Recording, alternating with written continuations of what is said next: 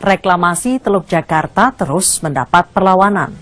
Alih-alih menguntungkan warga ibu kota Jakarta, reklamasi diyakini hanya menguntungkan bagi kaum pendatang. Tim investigasi kami memotret reklamasi yang sudah dilakukan negara tetangga, Singapura.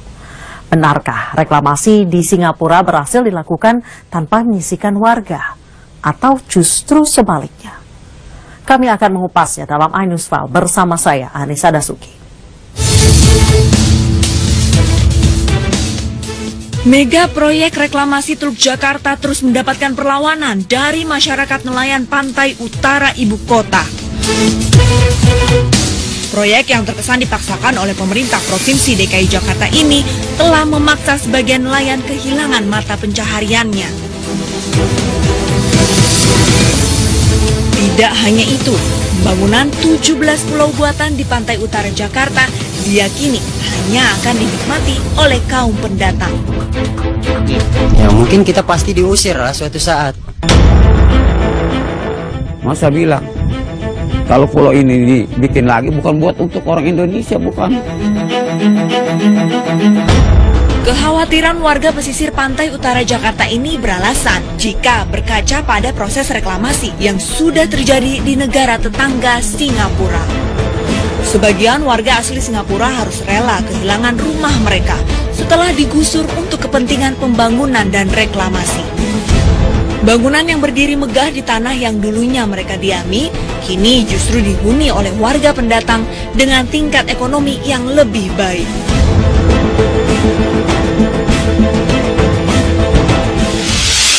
Untuk mengetahui dampak reklamasi terhadap warga asli Singapura, kami pun mendatangi salah seorang warga.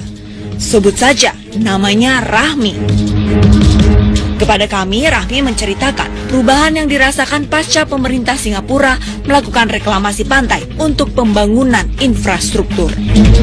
Rahmi dan keluarganya yang dulu tinggal di kawasan Geylang Serai pun harus rela digusur dan pindah ke kawasan Kukoh. Wah, seronok deh.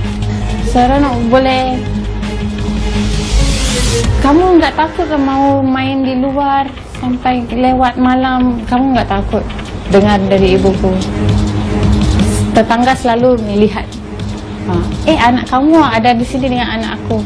Walaupun bangsanya Cina, walaupun bangsanya India, tetap bergotong royong. Tapi sekarang enggak. Kemudian di Geylang Serai itu dijadikan apa? Dijadikan HDB, kondominium, factory, pasar. Seiring pembangunan proyek reklamasi, pemerintah Singapura pun membuka pintu bagi warga negara asing yang ingin masuk ke negara berlambang singa ini. Perkembangan dan kemajuan ekonomi menjadi alasan pemerintah memberlakukan kebijakan ini. Namun di sisi lain, imbas negatif dirasakan oleh warga Singapura seperti Rahmi. Kemajuan negaranya ternyata tak bisa ia nikmati. Justru ia merasa tersisih di tanah kelahirannya sendiri. Memang happy bila dengar Singapura akan maju. So that means untuk orang bangsa kita pun akan maju. Tapi expectation ya. Tapi bila sudah naik, sudah lawa, expectationnya hancur. Pasal mereka panggil orang expect.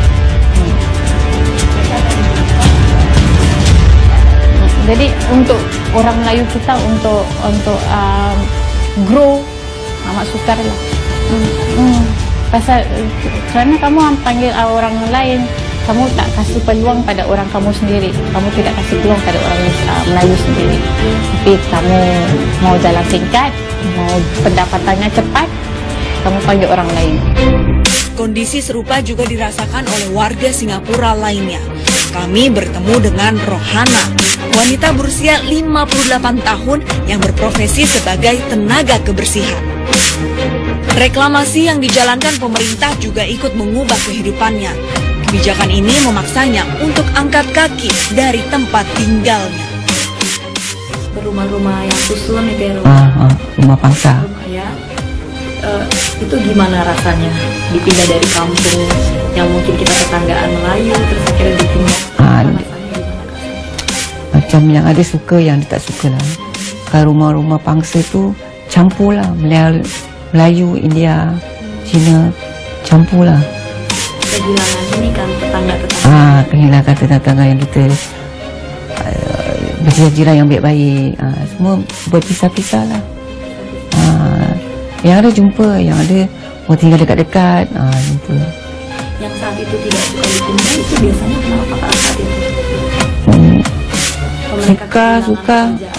Suka tak suka mesti mau pindah juga. Siapa tempat tu sudah diambil govern. Sudah dia mau naikkan pangsa, office ke, rumah pangsa ke, kita terpaksa pindah lah.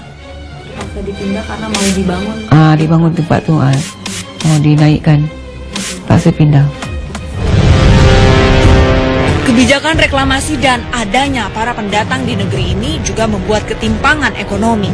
Sejumlah warga Singapura harus kehilangan pekerjaan dan terpaksa beralih profesi. Yang kehilangan pekerjaan saat ini mungkin mereka bekerja di kampung.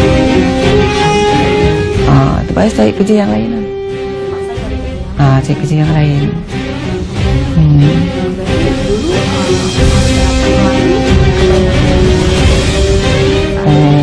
Melayu kebanyakan kerja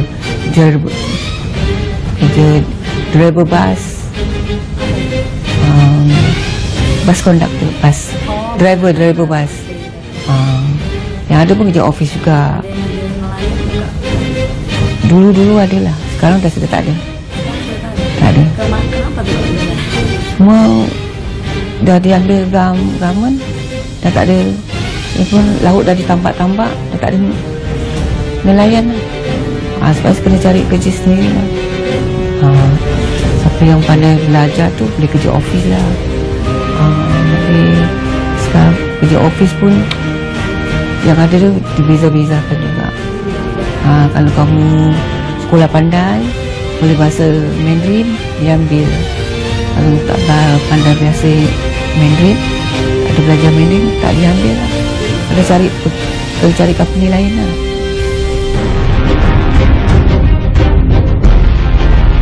Cerita Rahmi dan Rohana bisa menjadi gambaran bagi nasib warga pesisir utara Jakarta.